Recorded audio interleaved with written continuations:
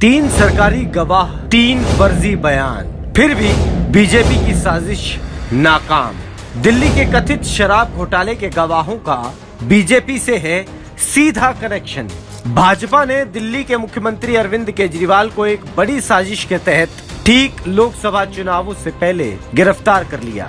जब 2 साल की जांच में ईडी को कोई सबूत नहीं मिला, तब ईडी ने केवल 3 बयानों के आधार पर केजरीवाल को गिरफ्तार कर लिया। आज हम आपके सामने एक एक करके केजरीवाल के खिलाफ ईडी के सभी फर्जी बयानों की पोल खोलेंगे। पहला गवाह शरत रेड्डी। 10 नवंबर 2022 को ईडी ने शराब कारोबारी शरत रेड्डी को गिरफ्तार किया। उस समय शरत रेड्डी का बयान था कि वो अरविंद केजरीवाल को कभी नहीं मिला। करीब 6 महीने जेल में सड़ने के बाद अचानक इसने अपना बयान बदला, जिसके तुरंत बाद इसे बेल मिल गई और इसे सरकारी गवाह भी बना दिया गया।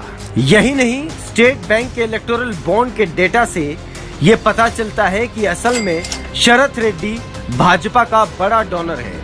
इसने भाजपा को कुल 60 करोड़ का चुनावी चंदा दिया है और उसमें से 55 करोड़ तो गिरफ्तारी के बाद दिया है।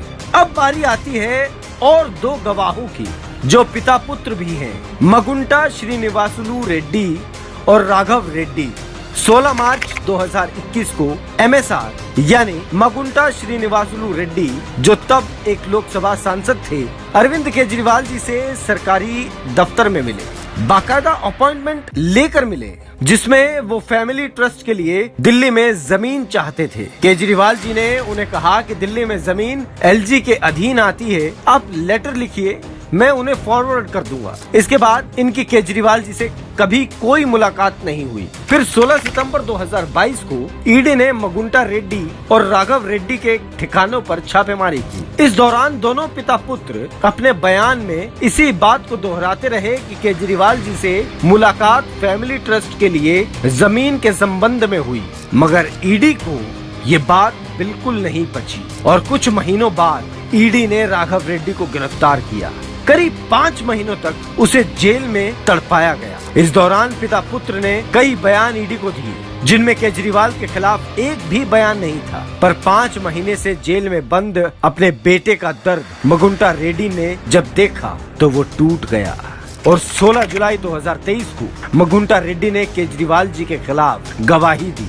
इसके ठीक 2 दिन के बाद बेटे राघव को बेल मिल जाती है और संयोग देखिए, कुछ ही दिनों बाद शरत रेड्डी की तरह सरकारी गवाह बन जाते हैं। इस पूरी कहानी में भाजपाई साजिश का पर्दाफाश तब होता है जब 29 मार्च 2024 को राघव रेड्डी के पिता मगुंटा श्रीनिवासुलु रेड्डी को आंध्र प्रदेश से भाजपा के गठबंधन NDA से लोकसभा का टिकट मिल जाता है।